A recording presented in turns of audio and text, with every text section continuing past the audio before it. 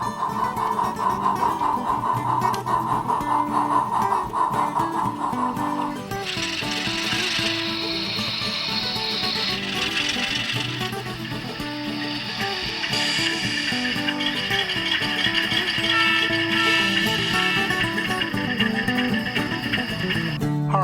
I'm Larry Puckett, the DCC Guy.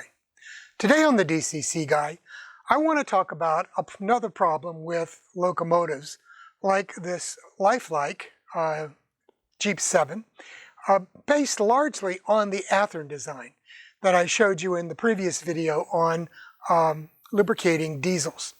And in this particular case, it's a problem that you might not know that you have, or I'm going to warn you about it because you might get it in the future. So I'm going to tell you what to look out for, and more importantly, I'm going to tell you how to fix it. So let me get set up and we'll get started on this. But first, let me remind you one more time about subscribing. We're closing in on 800 subscribers very quickly. So go ahead, hit that subscribe button and get me over 1,000. Thanks a lot now. Hang on for a minute and I'll get the camera set up. Okay, the model I'm going to show you today is the LifeLike Jeep 7, and it is continued to be produced by Walthers, and it's based on the Athearn design that I showed you in the video on lubricating diesels part 2. And it has an inherent problem. Basically, it's based on a design that goes back, I believe, to the late 1950s. This is when Athearn, I believe, came up with this design. And it uses a split axle design. And basically, there's a small piece of axle on each one of these wheels. And that is inserted into this small plastic geared shaft design here. Okay, so when you push that in there, when you push these two shafts of the axles into this plastic piece, it puts a lot of pressure. And to be honest with you, I cannot, without getting out a pair of pliers and some other utensils, pull this one apart. It's in there so tight. And that, in turn, creates a lot of pressure on these little plastic axle pieces. Let's go ahead and get started then with repairing, or how to repair these particular problems. This is the issue right here, this little black insert. And I mean, it is in there, the axles are pressed in there very tight. And over time, that pressure created by the axles causes these to just split. And when they split, then you lose all friction control there, and the gear just spins and the wheels go nowhere. So that creates that jerkiness, the slipping, the whole 9 yards, and you will need to repair or replace these. Now, as I said, I get my parts from dccinstalls.com, and they're located, I believe, in South Carolina, and they go to a lot of the shows in the southeastern U.S., so I pick them up from them when they're here in Asheville. But you can order off of their website. These are also available from Athearn. They're available from Northwest Shortline dealers and also from Walthers parts as well. So you might have to do some searching around. I don't have part numbers for these, unfortunately. I've only purchased them from this one company, and he doesn't identify them by a part number. So you're going to have to just ask for the axle inserts for the LifeLike Proto 2000, Walthers Proto 2000, or Proto 1000 even on those, and Athearn locomotives. And go ahead and get those ready to go. Now, let's go ahead and take a look at the procedure for getting these out. Now, as I showed previously in my video on lubricating diesels, it's a simple matter to pop this cover plate off on the bottom. And that gives you the direct access you need to these axles. And then you can lift them right out of there. Okay? Now, if you watch, you can see how it's just a slop fit. And that's because the axle has cracked and there's no longer a friction fit for these. So I'm going to just take that out. Let me move this aside, and I'll show you how quick and easy it can be if you're lucky and dexterous. I put the plastic gear insert here in a hemostat so I can hold it still. And we're going to put it here under the X since that's the best spot for the camera. And then you insert the rounded end of this long part of the axle into that opening there and push down. And it might take a couple of tries because this is not an easy thing to do, as you can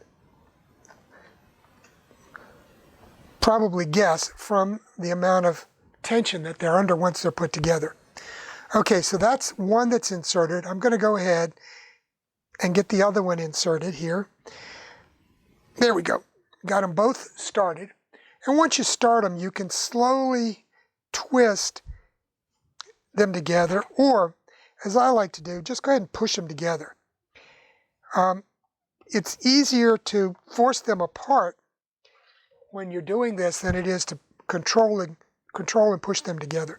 Now you notice here, I'm just barely out of gauge and they're right up against one another. So what I do is I take this hemostat, or you can use any similar tool, but it's got an angle here. And you can just basically slide it between the gears and the inside of that wheel, push them, and that'll spread it out a little bit.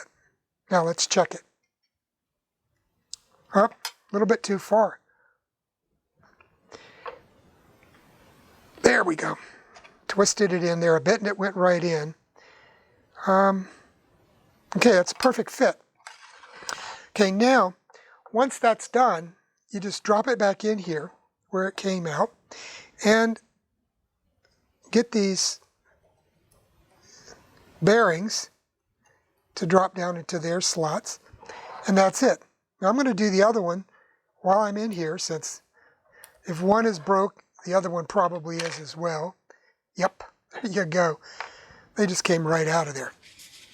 Okay, now we'll go ahead. I'm going to get this set up, and we'll do the other one real quick. He said.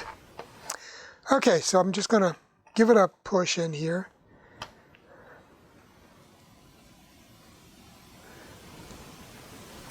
There, I got it started. Shove it down, okay, to where it's almost together. And then I'm going to put the other one in here.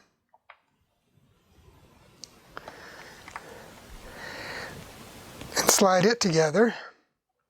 And we'll give it a check. Oh, need it to go together quite a bit more than that. Sometimes if you just give them a twist as you're pushing, they'll slide right together. Okay, now let's see. A little bit too far that time. Okay, this one on this side needs to come out, so I'm going to slide this in here and just ease it out a touch. There we go.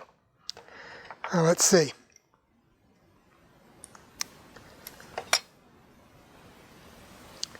I think I'm going to ease this one apart just a hair. Now let's see. Okay, good fit. Drop that into place. Get those bearings in there right. And there we are.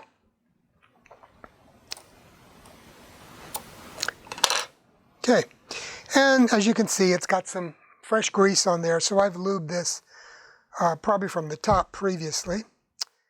And we can just pop that into place, and we're done.